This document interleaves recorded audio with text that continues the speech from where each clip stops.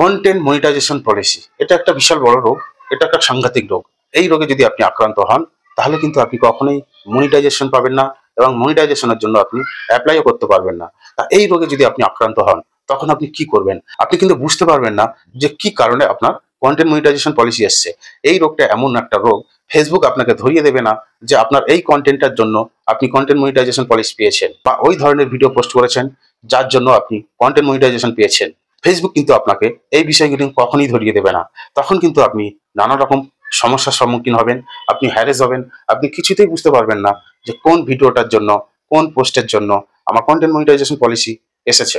তো content monetization পলিসির কিছু বৈশিষ্ট্য আজকে আপনাদের সামনে তুলে ধরবো। কোন কোন কারণে বা কোন কোন ভুলগুলো আমরা করলে এই কন্টেন্ট মনিটাইজেশন পলিসি আসতে পারে, এই সমস্ত বিষয় আজকে আপনাদের সামনে ব্যাখ্যা করব। প্রথমে 1 নম্বর যে কারণটা, আমরা কিছু কিছু ভিডিও পোস্ট করি যেটা একটা ছবি দিয়ে, মানে একটা ছবিকে নিয়ে আমরা ভিডিও আকারে পোস্ট করে থাকি এবং ওই ছবিতে কিছু মিউজিক ব্যবহার করে দিই, ব্যবহার করে একটা রিলসের আকারে আমরা পোস্ট করে দিই এবং ওই ছবিটা একভাবে দাঁড়িয়ে থাকে, কোনো নড়াচড়া বা কোনো মোশন হয় না। এই ধরনের কন্টেন্ট যদি আমরা পোস্ট করে থাকি তাহলে কিন্তু আমাদের কন্টেন্ট মনিটাইজেশন পলিসি চলে আসতে পারে। 2 নম্বর যে কারণটা বলবো, পোল পোস্ট। পোল পোস্ট বলতে কি বোঝায়? কিছু কিছু প্রোডাক্ট বা কিছু কিছু গিফট আছে যেগুলো আমরা পোস্টের মাধ্যমে দিয়ে থাকি এবং ওখানে কিছু কিছু অপশন দিয়ে থাকি, 1 নম্বর, 2 নম্বর, 3 নম্বর।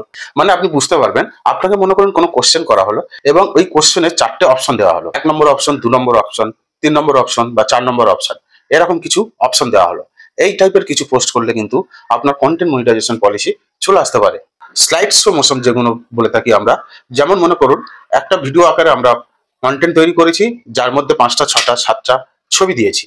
ওই 6টা বা 7টা ছবি দিয়ে আমরা একটা ভিডিও তৈরি করেছি এবং ওই ভিডিওটা, যে ছবিগুলো আমরা ব্যবহার করেছি, একটা একটা করে স্লো মোশন আকারে, একটা একটা করে স্লো মোশনে প্লে হচ্ছে। এই টাইপের যদি কোনো ভিডিও আমরা পোস্ট করে থাকি, এই কন্টেন্ট থেকে বা এই ভিডিও থেকে কিন্তু আমাদের কন্টেন্ট মনিটাইজেশন পলিসি চলে আসতে পারে। 4 নম্বর যে ব্যাখ্যাটা বলবো, কোনো একটা কন্টেন্ট আমরা তৈরি করলাম, যে কন্টেন্টটা অনেক ছোট হওয়ার প্রয়োজন ছিল, কিন্তু ওই কন্টেন্টটা আমরা টেনে টেনে টেনে টেনে একটা অনেক লং আকারের ভিডিও তৈরি করেছি। মানে মনে করুন ওই ছবিটার কিছু দৃশ্য বা কিছু সিন টেনে টেনে টেনে বারবার প্লে করিয়ে আমরা 1 মিনিটের ভিডিওটাকে 3 মিনিট করেছি। এরকম ধরনের কোনো কন্টেন্ট বা কোনো ভিডিও যদি পোস্ট করে থাকেন তাহলে কিন্তু এখান থেকেও আপনার কন্টেন্ট মনিটাইজেশন পলিসি চলে আসতে পারে। 5 নম্বর যে উদাহরণটা দেবো, আপনি একটা ছবি পোস্ট করলেন এবং ওই ছবির উপরে বিভিন্ন আকারে বা বিভিন্ন রকমের টেক্সট ব্যবহার করলেন এবং যে টেক্সটগুলো নড়াচড়া করছে, এই টাইপের কোনো কন্টেন্ট বা এই ধরনের কোনো ভিডিও যদি আপনি পোস্ট করে থাকেন তাহলে কিন্তু এখান থেকেও আপনার কন্টেন্ট মনিটাইজেশন পলিসি চলে আসতে পারে।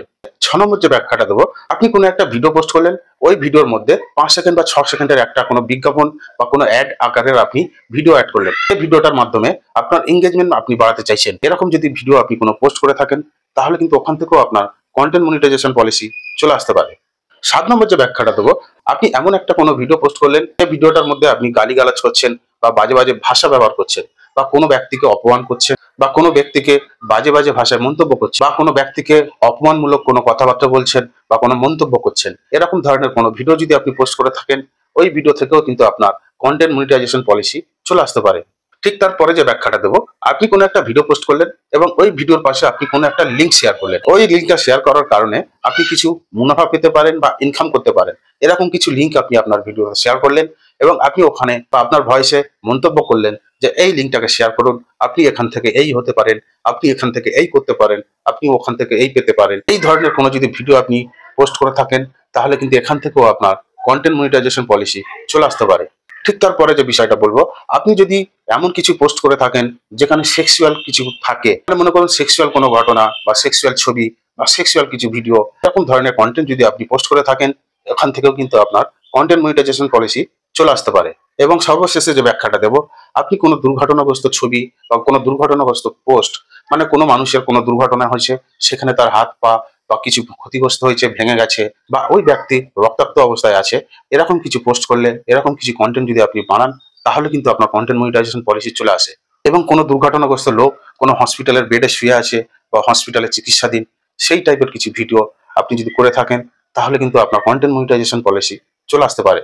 তো আপনার যদি এই কন্টেন্ট মনিটাইজেশন পলিসি এসে থাকে, আপনারা প্রথমে প্রত্যেকটা ভিডিও চেক করুন এই ধরনের কোনো মন্তব্য, এই ধরনের কোনো পোস্ট আছে কিনা, অবশ্যই চেক করুন।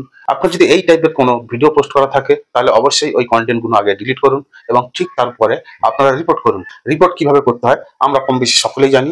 আপনার যেখানে কন্টেন্ট মনিটাইজেশন পলিসিটা শো করছে ওই পেজটাকে একটা স্ক্রিনশট নেবেন, নিয়ে তারপরে আমরা যেভাবে রিপোর্ট করি ঠিক সেই পদ্ধতিতে রিপোর্ট করবেন এবং রিপোর্ট করার পরে 8 থেকে 10টা আপনারা অবশ্যই লাইভ ভিডিও করবে। যে লাইভ ভিডিওটার লেন্থ মিনিমাম 10 থেকে 15 মিনিট হওয়া উচিত এবং তার থেকে বেশিও হতে পারে। তারপরে কিছুদিন অপেক্ষা করুন, 10 থেকে 15 দিন বা 20 দিন বা 1 মাসও লাগতে পারে। ওয়েট করুন, আশা করছি আপনার কন্টেন্ট মনিটাইজেশন পলিসি সরে যাবে এবং সমাধান হয়ে যাবে। আজকে এখানেই শেষ করছি, আগামী দিন আবার দেখা হবে, সঙ্গে থাকবেন। ধন্যবাদ।